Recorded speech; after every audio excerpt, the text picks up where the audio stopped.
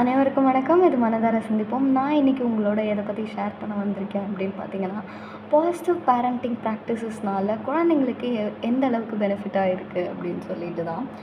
So முதல்ல குழந்தைங்களோட way of responding to stress வந்து உங்களோட பேரண்டிங்கில் தான் இருக்குது. ஸோ நீங்கள் அழகாக கோப்பப் பண்ண சொல்லி கொடுத்தீங்கன்னா, அவங்களோட நியூரோ எண்டோக்ரைன் சிஸ்டம் வந்து நல்லா ஸ்ட்ரெஸ்ஸுக்கு ரெஸ்பாண்ட் பண்ணி அவங்க நல்லா இருப்பாங்க.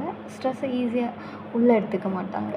நெக்ஸ்ட்டு பார்த்தீங்கன்னா, ஹிப்போகேம்பல் வால்யூம்னு சொல்லக்கூடிய அந்த ஃபங்க்ஷனிங்குமே நல்லாயிருக்கும்.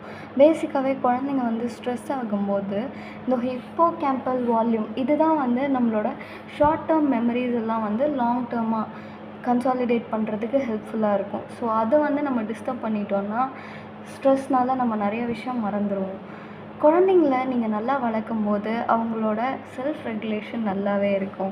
அது மட்டும் இல்லாமல் அவங்களோட ஃபோக்கஸோ கான்சன்ட்ரேஷனோ அதுவே அவங்களோட எக்ஸிக்யூட்டிவ் ஃபங்க்ஷனிங் இருக்கட்டும் எல்லாமே வந்து ரொம்ப நல்லா இருக்கும்.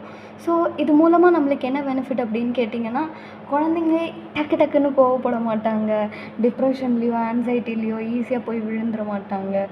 அவங்களோட லேர்னிங் ஸ்டைல்ஸுமே இதனால் இம்ப்ரூவ் ஆகும். அது மட்டும் இல்லாமல் அந்தந்த ஏஜில் வளரக்கூடிய விஷயங்கள், நியூரோ டெவலப்மெண்ட், எப்படி மற்றவங்களோட இன்ட்ராக்ஷன் பண்ணணும், ப்ரோ சோஷியல் பிஹேவியர் இதெல்லாமே நல்லா வளர்கிறதுக்கு நீங்கள் ஒரு காரணமாக இருக்கீங்க.